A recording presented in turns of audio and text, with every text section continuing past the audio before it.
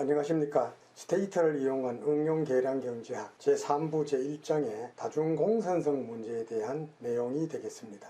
이미 잘 알고 계시다시피 다중공선성이라고 하는 것은 고전적 최소자승법이 바람직한 조건을 갖출 때 그 추정치가 효율적이다 이런 얘기를 하면서 바람직한 조건인 중에 하나가 바로 독립변수의 표본값들 간에는 정확한 선형관계가 존재하지 않아야 된다라는 이런 가정이었습니다. 그런데 간혹 이 독립변수들의 표본값들 간에는 아주 정확한 선형관계가 존재하거나 아주 밀접한 선형관계가 존재하는 이런 경우가 생길 수 있습니다. 그래서 다중공선성이라고 하는 것은 정확한 선형관계가 존재할 때와 높은 상관관계가 존재할 때 이 두 가지 케이스로 나눌 수가 있습니다. 완전 다중공선성의 문제는 회기 모형에서 두 개 이상의 독립변수가 아주 확정적인 선형관계를 가지고 있을 경우를 의미하고, 높은 다중공선성의 문제는 회기 모형에 포함된 두 개 이상의 독립변수가 아주 높은 선형관계, 아주 높은 상관관계를 가지고 있는 이런 경우를 말하게 됩니다. 그러면은 다중공선성 문제가 있을 경우에 고전적 최소자승 추정치에는 어떤 영향이 있을 수 있는가를 살펴보도록 합니다. 완전 다중공선성이 있을 때에는 주로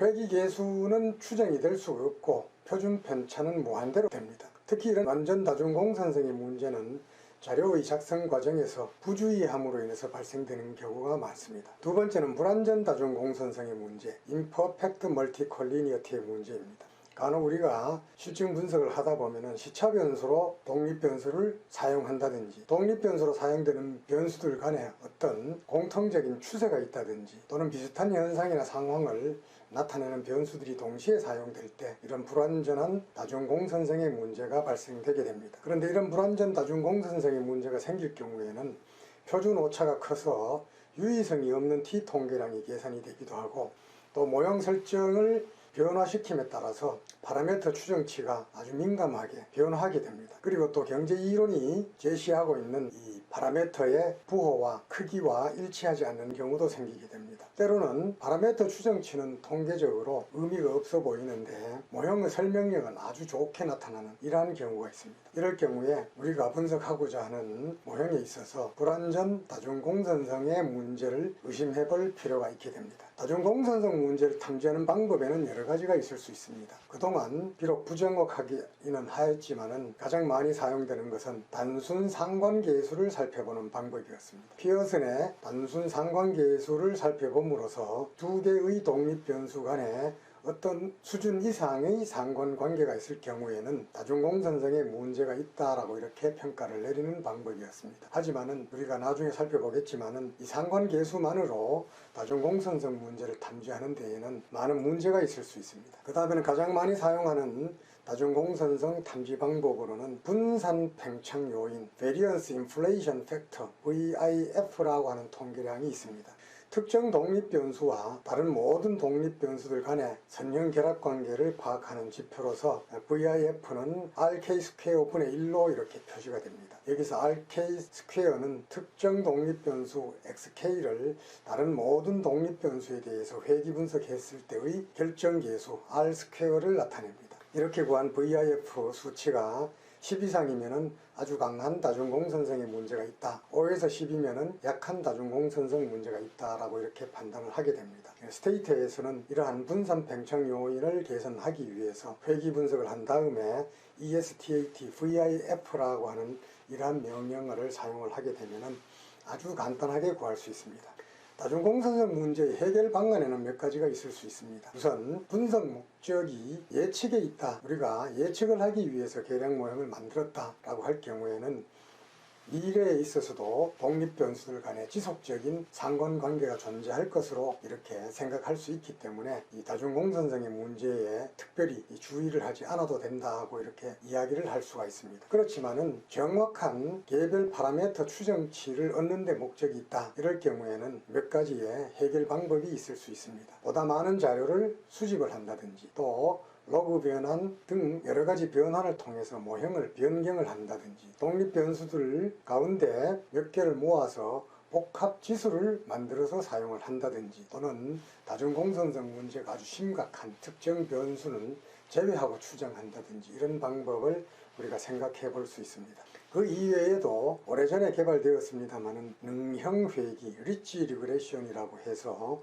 다중공선성의 문제를 해결할 수 있는 이런 추정 방법이 개발되어 있기는 합니다마는 실질적으로 많이 사용되지를 않고 있습니다. 자, 다중공선성 문제의 해결 방안에 대한 몇 가지 방법을 설명을 드렸습니다. 그러면은 이번에는 스테이터를 이용한 다중공선성 문제 해결 방안에 대한 실습을 한번 살펴보도록 합니다. 우선 여러분들이 사용할 데이터셋은 고용자 수는 GDP 디플레이터, GDP, 실업자 수, 군인 수, 14세 이상의 인구, 그리고 추세에 의해서 설명이 되는 이러한 모형을 살펴보도록 합니다. 이 데이터셋은 여러 계량 경제학 책에서 다중공선성 문제를 설명을 하면서 인용하고 있는 이런 데이터셋입니다.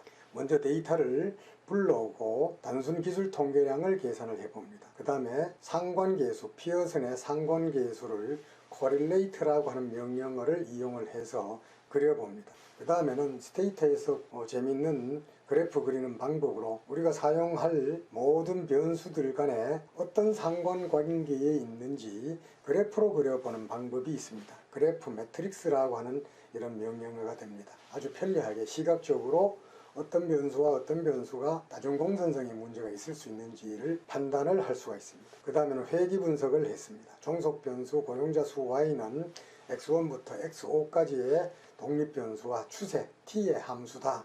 이 함수를 추정을 합니다. 그 다음에는 VIF 통계량 Variance Inflation Factor라는 변수를 계산을 하기 위해서 ESTAT라는 이런 명령어를 사용을 합니다. 그 이외에도 퍼라글루버 또는 타일의 R-스퀘어 멀티콜리니어티 테스트라는 이런 또 다른 지표를 계산을 해볼 수가 있습니다. 이것은 사용자 작성 프로그램으로서 이 다중공선성 문제의 존재 여부를 좀 더 엄밀하게 판단을 하고자 할 때 사용할 수 있는 이러한 사용자 작성 프로그램이 되겠습니다. 마지막으로는 리치 REG라는 명령어를 이용을 해서 능형회귀라는 이런 회귀 분석 방법을 통해서 다중공선성 문제를 해결하는 이런 방법에 대해서 살펴보고 있습니다. 자, 중요한 아웃풋 몇 가지를 보도록 합니다. y와 x1에서부터 x5까지의 단순 상관관계를 나타내는 이런 행렬을 구해보았습니다. 자, x1과 x2는 0.99 아주 밀접한 상관관계에 있습니다. x1과 x5 0.97 아주 높은 상관관계, x1과 t는 0.99라는 아주 높은 상관관계에 있습니다. x2는 x5와 추세와 아주 밀접한 상관관계가 있습니다. 이럴 경우에는 우리가 여기에 있는 몇 개 변수들 간에는 아주 심각한 다중공선성의 문제가 있을 수 있겠다라는 것을 경계를 할 필요가 있을 겁니다. 그 다음에 그래프 매트릭스라는 명령어를 이용을 해서 우리가 사용하고 있는 이 모든 변수들 간에 어떠한 밀접한 관계가 보이는지 도표로서 확인을 해 보았습니다. 그 다음에는 ESTAT VIF라는 명령어를 이용을 해서 VIF 통계를 계산을 해 보았습니다. 자, 10 이상일 경우에는 심한 다중공선성의 문제, 그리고 10 이하일 경우에는 10에서 5 사이일 경우에는 약한 다중공선성의 문제가 있을 수 있다라고 이렇게 판단을 내린다라는 이런 이야기를 이미 드린 바와 같습니다. 그럼 이번에는 방금 살펴본 이 사례를 직접 스테이터를 이용을 해서 한번 살펴봅니다. 자, 이 데이터를 읽어오고 요약 통계, 그다음 단순 상관계수를 구해보았습니다. 그 다음에 이번에는 그래프를 한번 그려봅니다. 여러 그래프의 매트릭스 형태로 그래프를 그려봅니다. 자, 이미 살펴본 이런 그래프가 그려졌습니다. 그 다음에는 회귀 분석을 해봅니다. 독립변수들 간에 아주 심한 다중공선성의 문제가 있는 이런 회귀 분석 결과입니다. 이번에는 이 추정 결과를 바탕으로 VIF 통계량을 계산을 해봅니다. 조금 전에 살펴본 대로 10 이상일 경우는 심한 다중공선성의 문제,